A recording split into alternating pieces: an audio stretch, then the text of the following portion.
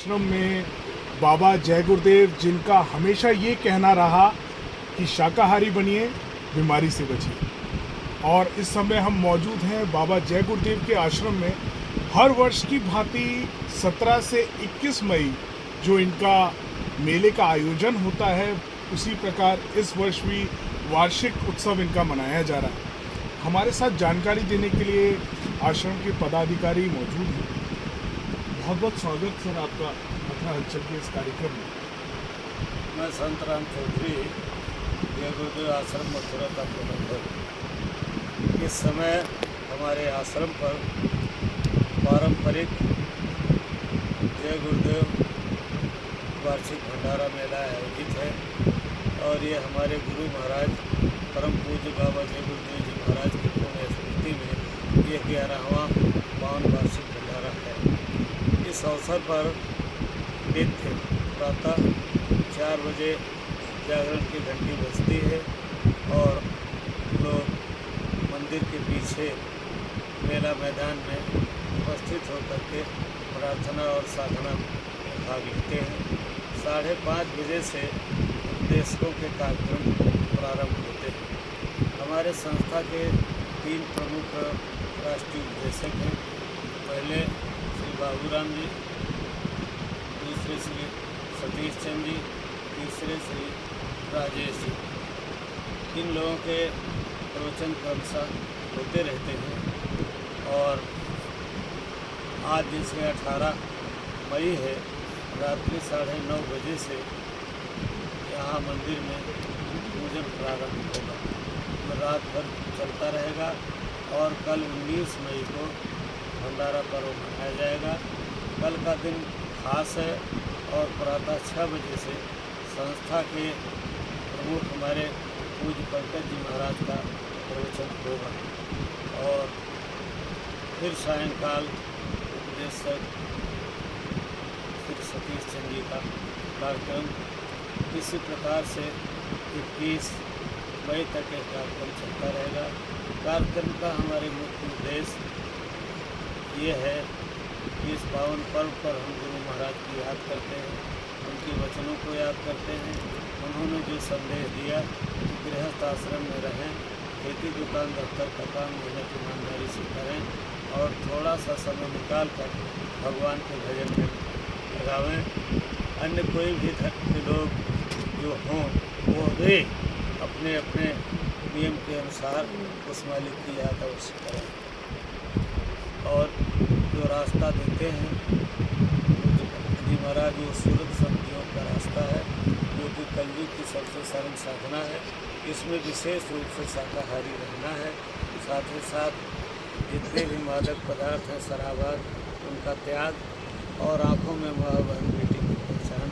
तो हमारा शाकाहार सदाचार मध्य निषेध का और साथ ही साथ चरित्र उत्थान का एक विशेष अभियान चलता है जो कि अभी 24 मई से शुरू होगा और इसके बाद 24 से प्रारंभ होकर के और 25 मई को बाराबंकी ज़िले में सफदरगंज के पास करमल्लापुर और उसके बाद वहाँ से गोरखपुर के प्रत्येक ब्लॉक में, यहाँ 20 ब्लॉक हैं और हर ब्लॉक में 2-2 सत्संग के कार्यक्रम होंगे। और उसके बाद लौट करके फिर आजमगढ़ में जहाँ हमारे राष्ट्रीय उपदेशक श्री सतीश चंद जी का गाँव भी है और वहाँ खानपुर जय गुरुदेव आश्रम का वार्षिक उत्सव है, उसमें भाग लेंगे। फिर अयोध्या जिले के हरिनटीनगंज और वहाँ से फिर उदयखेड़ा लखनऊ और इस कार्यक्रम का समापन 19 जून को सीतापुर जिले के लहरपुर जो कि तहसील हेडक्वार्टर है, वहाँ समापन होगा। और इसी तरह के कार्यक्रम बराबर में चलते रहते हैं। 1 जुलाई से 5 जुलाई तक गुरु पूर्णिमा का कार्यक्रम यहीं जय गुरुदेव आश्रम मथुरा में मनाया जाएगा, क्योंकि ये आषाढ़ की पूर्णिमा जो है ये भारत भर में गुरु पूर्णिमा के नाम से मनाई जाती है।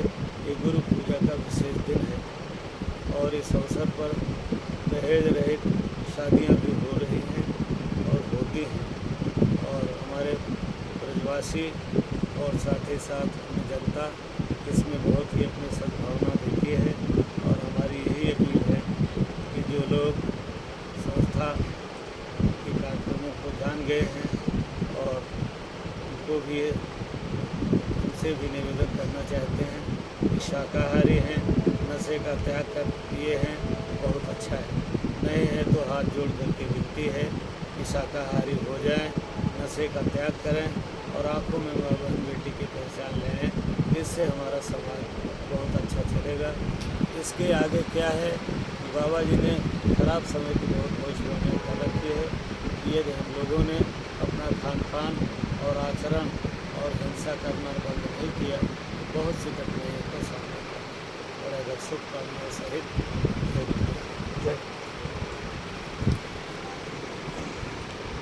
एक प्रश्न आ रहा है बाबा, थोड़ा सा ना स्टार्ट। हम आपसे ये जानना चाहते हैं, मथुरा की जनता लगातार देखती आई है कि यहाँ टाट रूपी वेशभूषा भी रहती है, तो कौन होते हैं जो ये टाट अपने ऊपर धारण करते हैं, क्या मान्यता है इसकी? परम पूज्य बाबा जय गुरुदेव जी महाराज ने एक बहुत बड़ा आयोजन दिल्ली के बोट क्लब पर 1983 में किया था और एक आदेश जारी किया था स्वेच्छा से जो लोग टाट पहनना चाहते हैं पहन लें। ये परिवर्तन की निशानी है। और उस समय बाबा जी ने ये कहा था कि हमारे भारत देश की अभी प्रगति इतनी ही है कि बहुत से बदनसीब इंसान मर जाते हैं, उनको टाट की कफन भी नसीब नहीं होती। ये एक तपस्वी गाना है और इससे मन पर बड़ा कंट्रोल होता है, इससे सुमरन ध्यान भजन होता है। और अब तो हमारी संख्या कम हो गई। उस समय 1 करोड़ लोगों ने टाट पहना था, लेकिन तब से कोई आदेश टाट पहनने का बाबा जी ने दिया नहीं था और हमारी संख्या अब कम हो गई और आप जैसे कपड़े पहनने वालों की संख्या ज़्यादा हो गई। लेकिन फिर भी हम लोगों ने 1983 में पहना था और अब भी पहना है। बहुत बहुत धन्यवाद। ये जिज्ञासा हमेशा मन में बनी रहती है, तो आप एक जनता को संदेश ब्रजवासियों को क्या देना चाहिए? ब्रजवासियों से बहुत बड़ा लगाव है और यह ब्रजभूमि सदा से धार्मिक भूमि रही है। यहाँ पर बड़ी बड़ी हस्तियाँ आई और बहुत पुराना शहर है ये और यहाँ के लोग परम धार्मिक हैं। और साथ ही साथ जब इस बात को जान जाएंगे कि जैसे पढ़ाई में कोर्स बदलते रहते हैं और किसी विद्यार्थी के पास पुरानी किताब पढ़ी हो 20 साल पुरानी पिताजी की और अब वो कहे कि उसे पढ़ करके हम परीक्षा देंगे तो शायद वो पास नहीं होगा, क्योंकि अब वो कोर्स के बाहर की चीज़ हो गई। और इस अनुसंधान के युग में बहुत सी चीज़ें बदल गई। इसी तरह से साधना के भी बहुत रास्ते बदल गए, क्योंकि 4 प्रकार का अंतर हो गया। एक तो हमारी आपकी आयु में कमी हो गई, साथ ही साथ शारीरिक शक्ति कम हो गई और मन इतना चंचल हो गया कि सत्संग की बातें सुनाई जाए तो मन ये कहता चलो दुनिया छोड़ो और भगवान का भजन करो। लेकिन साथी बदल गए, परिवेश बदल गया तो कहता हमको इससे क्या मतलब।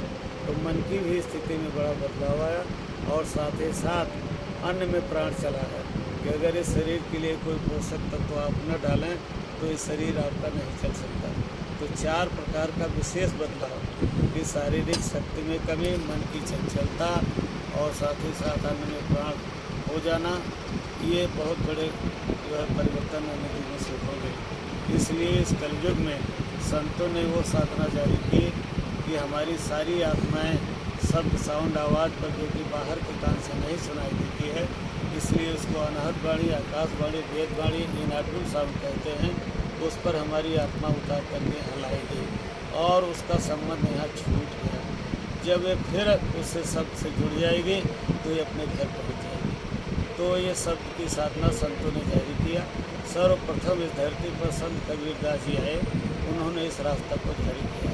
फिर जो है रविदास जी महाराज, नानक साहब और गोविंद साहब, पलटू साहब, बहुत से ऐसे संत आए और आगरा में स्वामी शिवदयाल जी महाराज, अन्य बहुत से ऐसे संतों का अवतरण हुआ जो कि गृहस्थ आश्रम में रह करके लोगों को भजन साधन का रास्ता बताया।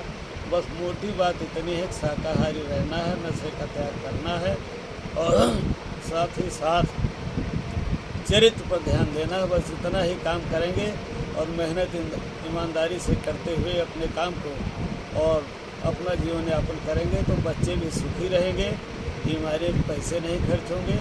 और बाबा जी का तो यही कहना है कि आप सभी लोग भाई शाकाहार को अपनाएं शाकाहारी और साथ ही साथ आप आपस में सब प्रेम बढ़ाओ, खिलकत को खुशहाल बनाओ। और उन्होंने कभी किसी से जात नहीं पूछी, शादी विवाह में भले जात पूछी है, इसलिए उन्होंने कहा कि हमारा रास्ता दोनों आँखों से ऊपर का है और जात पात को नाम बनाते हैं न बिगाड़ते हैं। और जब ऐसे महापुरुष चाहे किसी जात में हो पहुँचे हुए जिन्होंने परमात्मा की प्राप्ति कर ली है, जब उनका सानिध्य मिल जाएगा तो रास्ता मिल जाएगा और हमारा आपका कल्याण हो जाएगा।